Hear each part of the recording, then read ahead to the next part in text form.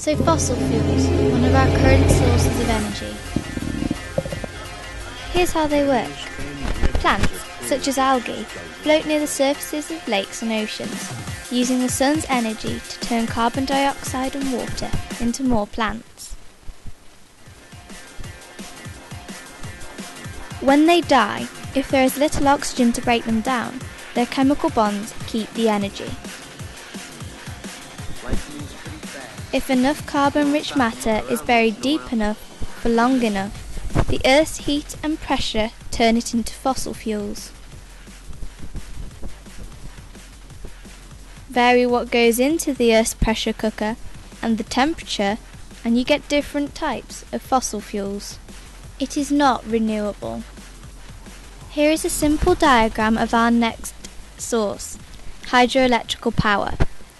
A dam is placed where there is rushing water, although there are not many suitable sites for this. So the water flows into a tunnel inside the dam. The movement turns a turbine, which turns a generator, and this is where the energy is harnessed. Although it's free to run, it's very expensive to build. It can also cause problems with the animals. On the bright side, hydroelectrical power is reliable and renewable. Our third source is wind. This is a wind turbine. It's designed to use the wind to generate electricity. The wind turns a blade which turns generators up here, and then the electricity is brought down and is connected to the community power supply. Some turbines are on land and some are at sea. Some work on their own and some work in farms. Turbines are unsightly, noisy, and can often kill birds. However, turbines are free to run and some are even tourist attractions. And to top it off, it's renewable. Okay, so our last source is nuclear fission. Nuclear fission is the splitting of a heavy element's nucleus to form two new elements with smaller nuclei. One of the most important fission reactions is that of uranium-235, which is used in nuclear reactors and atomic weapons. The fission of uranium-235 is initiated when a neutron traveling with enough velocity collides with the uranium-235 nucleus. The collision produces U-236, which immediately splits into two lighter elements, such as krypton-91 and barium-142. The fission event also releases 3 neutrons and energy. The 3 neutrons are capable of initiating more fission events if they encounter a uranium-235 nucleus. If a sufficient or critical mass of uranium-235 is present, the reaction becomes self-sustaining, resulting in the release of a massive amount of energy in the form of heat, light, and ionizing radiation. Nuclear fission isn't too expensive and it's very reliable. However, it has its downsides. It is very, very dangerous. It gives off radioactive waste, and most of the money is spent on keeping the workers safe. It's also not renewable. So here are some problems with our current sources of energy. Fossil fuels give us pollution and contribute to the greenhouse effect. Nuclear energy gives us radioactive waste, and for our hydroelectric dams, there aren't enough suitable sites. Here are some alternatives to our current sources of energy. So first up is tidal power. This is where a large dam is built across the river estuary and the rushing flow of the water turns turbines and electricity is generated. Once built, it's entirely free and there's no waste or pollution. It needs no fuel and it's reliable and predictable. The downsides are that the building is expensive, the environment has changed drastically, only provides for 10 hours a day due to the tide, and there are few suitable sites. But it is renewable, so it's good. Secondly, we have geothermal energy. This is where cold water is pumped down into the earth, which pushes the steam from the hot rocks up. This turns turbines and so on. So some downsides. There aren't many places to drill, some places may run out of steam, and some hazardous gases may come up from the ground.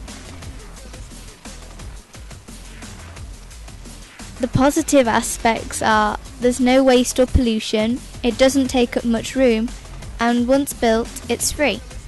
It is also renewable, so long as we don't pump too much water down. Next up is biomass. It's basically the same as fossil fuels, but we use our waste materials.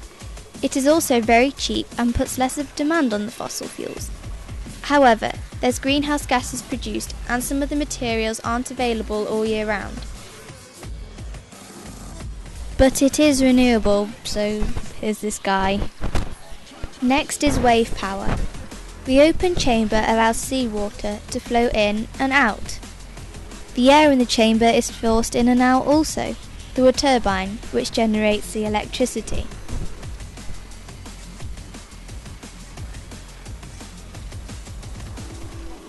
The great thing about wave power is it's practically free, although it is unreliable, noisy, and has to be able to withstand rough weather. There is no waste, and it produces great amounts of energy, and it's renewable. So I found this video of what goes on with nuclear fusion, which is our fifth alternative.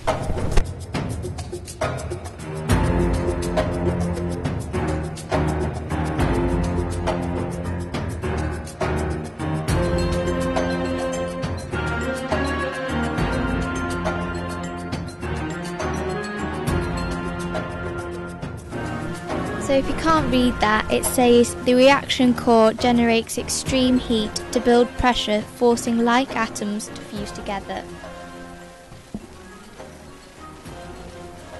When fused, a burst of plasmatic energy is released and channeled through the chamber by magnetic plates. The heat produced by the plasma is absorbed through the walls and then funneled into a cistern of water. Steam is produced and provides enough pressure to move large turbines.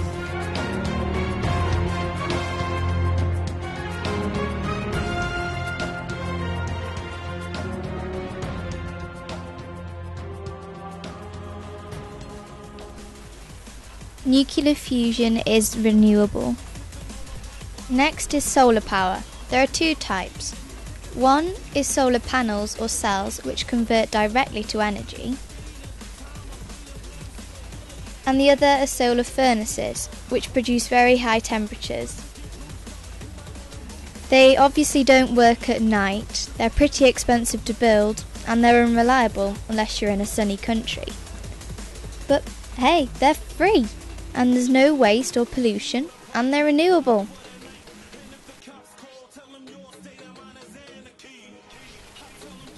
To improve wind farms, we can make them more aerodynamic.